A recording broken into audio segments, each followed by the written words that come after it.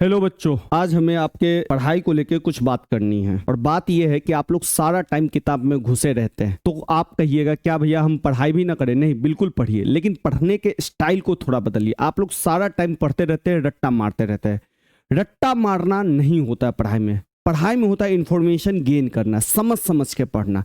तो समझ समझ के कैसे बढ़े, इसके लिए आपको अपने फोटोजेनिक मेमोरी का प्रयोग करना पड़ेगा। और इसके लिए आपको समझना पड़ेगा कि ब्रेन हमारा काम कैसे करता है, कोई भी चीजों को, सूचना को, इंफॉर्मेशन को याद कैसे रखता है। इसीलिए आपने देखा होगा कि मैथ में जब भी होता है तो मैं आपको पूरा डिटेल एक्सप्लेनेशन देता हूं। आपने देखा होगा कि साइंस में जब भी मुझे होता है तो मैं आपको एक्सपेरिमेंट के सारे साइंस का लेक्चर पढ़ाता हूं। तो सबसे पहले आज हम लोग पूरा ध्यान देंगे कि आप लोग मेमोरी को कैसे गेन करो, न कि रट्टा मारो।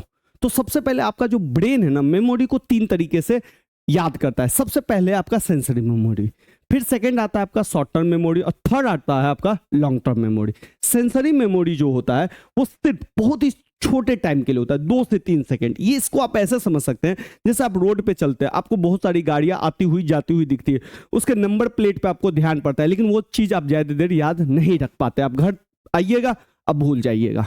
ठीक है, ये होता है आपका शॉर्ट टर्म मेमोरी, यानी शॉर्ट टर्म कह रहा हूं, सेंसरी मेमोरी। सेंसरी मेमोरी में बहुत ही कम टाइम स्पेन होता है जिस चीज को आप याद कर सकते हैं। सेकंड होता है आपका शॉर्ट टर्म मेमोरी। इसमें जो है ना, टाइम ड्यूरेशन 20 से 30 सेकंड तक आप याद रख सकते हैं। जैसे पहले के जमाने में हम लोग टेलीफोन करते थे, याद है, ऐसे ऐसे करके नंबर मिलाते थे, या ऐसे ऐसे करके आपने पुराने फिल्मों में देखा होगा।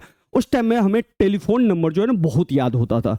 लेकिन आजकल हम लोगों ने टेलीफोन नंबर कुछ नहीं याद होता। आप कमेंट में आप बता सकते हैं कि आपको कितने लोगों का मोबाइल नंबर याद है, क्योंकि अब हम मोबाइल नंबर को क्या कर लेते हैं, सेव कर लेते हैं। तो शॉर्ट टर्म मेमोरी वो मेमोरी है जो बहुत ही कम टाइम, 30 सेकंड 40 सेकंड के लिए आपको याद रख सकता है।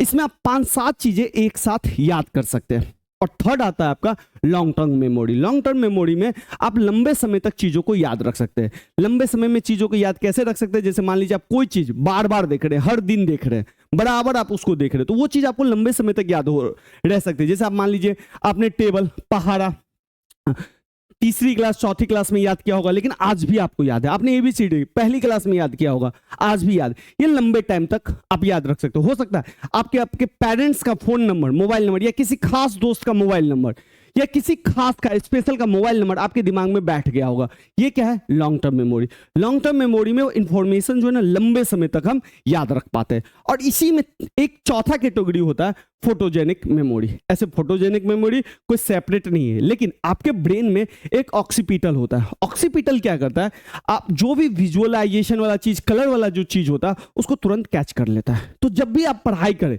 तो चीजों का ना विजुअलाइजेशन करें, विजुअल तरीके से सोचे समझे। और यही फोटोजेनिक मेमोरी आपके पढ़ाई में बहुत ही इंपॉर्टेंट योगदान देगी। तो सबसे पहले हम बात करते हैं कि फोटोजेनिक मेमोरी को आप किस तरह से यूज करेंगे जो आपके एग्जाम को और भी बेहतर से, आपके पढ़ाई को और भी बेहतर तरीके से आगे कंटिन्यू रख सके और एग्जाम में आप बहुत अच्छा स्कोर कर पाए। तो सबसे पहले ये 5 टिप्स में आपको ये याद रखना है, कोई भी टॉपिक आप पढ़े तो उसको ना विजुअलाइजेशन करें। विजुअलाइजेशन का मतलब है उसको सोचे। जैसे मान लीजिए कि आप फोटोसाइंथेसिस पढ़ रहे हैं, फोटोसाइंथेसिस प्रकाश संश्लेषण। तो प्रकाश संश्लेषण में आप क्या पढ़ते हैं कि कार्बन डाइऑक्साइड और वाटर पौधा लेता है और उसके द्वारा अपना ग्लूकोज, खाना तैयार करता है। तो उसको सोचिए, ऐसे सोचिए, आंख बंद करिए और सोचिए, अच्छा पेड़ है एक, पौधा है एक, और वो कार्बन डाइऑक्साइड ले रहा है, जड़ से जल ले रहा है, और फिर ये एक प्रोसेस हो रहा है फोटोसाइंथेसिस, प्रकाश संश्लेषण, और C6H12O6 बना रहा है। तो आप जब सोचिएगा, विजुअलाइजेशन करिएगा, दिमाग में एक चित्र दिखेगा, एक चित्र चलेगा, तो वो चीज आपको लंबे टाइम तक याद रहेगा। तो जब भी आप मान लेते हैं कोई भी चीज पढ़ते हैं, जैसे आप मान लेते हैं असहयोग आंदोलन पढ़े, तो इसको विजुअलाइज कीजिए। गांधी जी के बारे में पढ़े कि लोगों को सोचिए कि गांधी जी क्या क्या कह रहे हैं। तो उसको जब आप कहानी के द्वारा, चित्रों के द्वारा सोचिएगा ना, विजुअल कीजिएगा। चाहे कोई साइंस का चीज भी पढ़ते हैं, उसको विजुअल कीजिए। तो जब आप विजुअलाइजेशन करते हैं बच्चा, तो वो चीज आपको लंबे टाइम तक याद रहता है, वो लॉन्ग टर्म मेमोरी में जाता है। तो सबसे पहले आप अपने स्टडी में कुछ भी करिए तो सबसे पहले विजुअलाइजेशन करिए। साइंस में हम विजुअलाइजेशन कर सकते हैं, एसएसटी में विजुअलाइजेशन कर सकते हैं, हिंदी में विजुअलाइजेशन कर सकते हैं। तो सबसे पहले आपका काम है विजुअलाइजेशन करना। ठीक है बाबू। सेकंड है, आप जो भी टॉपिक पढ़े उसका माइंड मैप बनाइए। माइंड मैप कैसे बनता है? जैसे मान लेते हैं कि आप जो है परिसंचरण तंत्र पढ़ रहे हैं, या सर्कुलेटरी सिस्टम इसको बोलते हैं। तो परिसंचरण तंत्र में माइंड मैप ऐसे बना सकते हैं कि मुझे हृदय के बारे में पढ़ना है, तो हृदय को अलग माइंड में बनाइए। फिर आपको पढ़ना है धमनी और सीरा, तो उसके लिए अलग रखना है। और फिर आपको पढ़ना है रक्त के बारे में। अब धमनी सीरा दो अलग अलग चीज है। धमनी का इंपॉर्टेंट यहां लिखिए, सीरा का इंपॉर्टेंट यहां लिखिए, छोटे छोटे नोट्स में बना लीजिए। तो इसको माइंड मैप्स कहते हैं। हर टॉपिक का अलग अलग आप माइंड मैप्स बना सकते हैं। अगर आपको माइंड मैप्स बनाना नहीं आता है, फ्लो चार्ट बनाना नहीं आता, तो आप कमेंट में जरूर लिखिएगा, मैं कोशिश करूंगा आपको माइंड मैप्स बताने की भी। तो सेकंड काम आप कर सकते हैं माइंड मैप। और एग्जाम के टाइम में आपका माइंड मैप बहुत इंपॉर्टेंट होता है। आप 5 मिनट में पूरा चैप्टर इस माइंड मैप्स के द्वारा खत्म कर सकते हैं। ठीक है, तो फर्स्ट था विजुअलाइजेशन, सेकंड है आपका माइंड मैप, थर्ड है चंकिंग इंफॉर्मेशन। इंफॉर्मेशन को चंक कीजिए। जब भी आपको बड़ा चीज कुछ याद करना होता है तो आपका दिमाग है ना काम नहीं करता है, तो उसमें क्या कर सकते हैं, इंफॉर्मेशन को चंक कर सकते हैं। चंक करने का मतलब जैसे मान लीजिए आपको 2-3 ही फोन नंबर याद होगा, तो फोन नंबर याद करने का एक तरीका होगा, आपने उसको चंक बना लिया होगा। आपने एड वैड भी देखा होगा जिसमें क्या होगा, 3 नंबर 4 नंबर का चंक चंक करके फोन नंबर दिया रहता है। या आपकी मम्मी ने या आपके पापा को जो फोन नंबर भी याद होगा वो चंक करके याद होगा। ऐसे नहीं याद होगा 98765, ये ऐसे नहीं याद होगा। वो बताएंगे 98,760, 572, 580, कुछ ऐसे करके मैं कोई भी नंबर बता रहा हूं। तो ये क्या है, इंफॉर्मेशन को चंकिंग के साथ याद कीजिए। एक इंफॉर्मेशन चंक, फिर इसके साथ चंक। तो इसके सारे जब आप याद करते हैं तो इंफॉर्मेशन आपको ज्यादा लंबे टाइम तक याद रहता है। चंक बनाइए, उसको ग्रुप के द्वारा याद कीजिए। फिर है कलर कोडिंग। जब भी आप नोट्स बनाएं तो कलर कोडिंग कीजिए। कलर कोडिंग करने का मतलब है कि अलग अलग कलर का यूज कीजिए। या आप कलर स्टिक यूज करते हैं तो कलर स्टिक यूज कीजिए, या आप कलर है आपके पास तो वो कलर यूज कीजिए। करना क्या है, कुछ नहीं करना।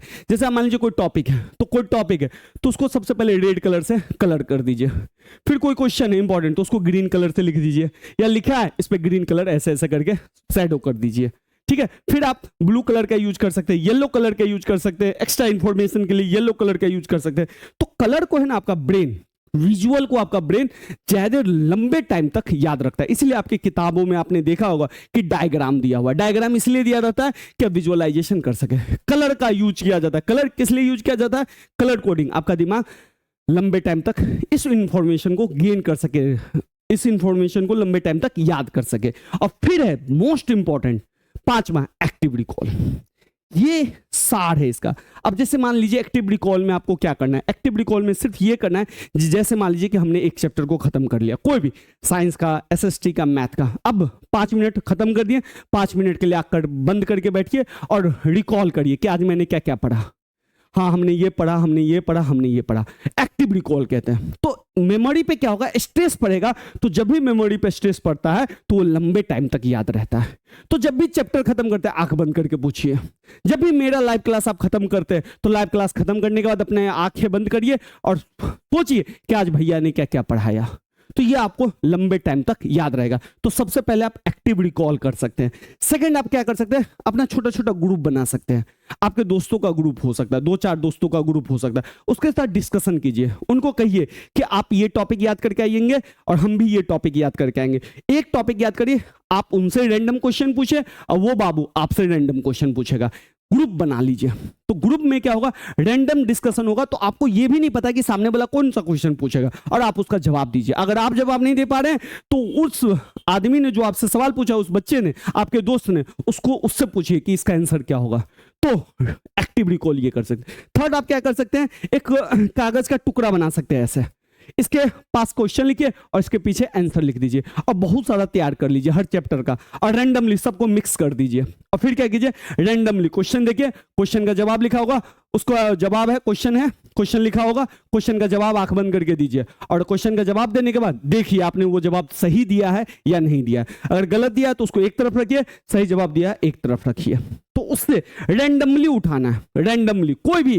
तो इससे आपका एक्टिव रिकॉल बढ़ेगा और जब भी मेमोरी पे स्ट्रेस पड़ेगा तो उस पर आपको काम करना। अच्छा, अब जिस सवाल का आपने गलत जवाब दिया उसको फिर से देखिए, यानी कि वहां पे आपको तकलीफ है, वहां पे प्रॉब्लम है, और उसको फिर से उस पर थोड़ा सा और मेहनत करेंगे, विजुअलाइजेशन करेंगे, माइंड मैप देखेंगे, रिवीजन करेंगे।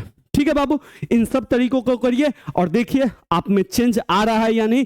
1 महीना करके देखिए और मुझे जरूर बताइएगा कमेंट में कि हाँ भैया मैंने ये तरीका किया और मेरे में कुछ बदलाव आया। तो चलिए, आशा करते हैं आपको ये टिप्स काफी काम आएगी।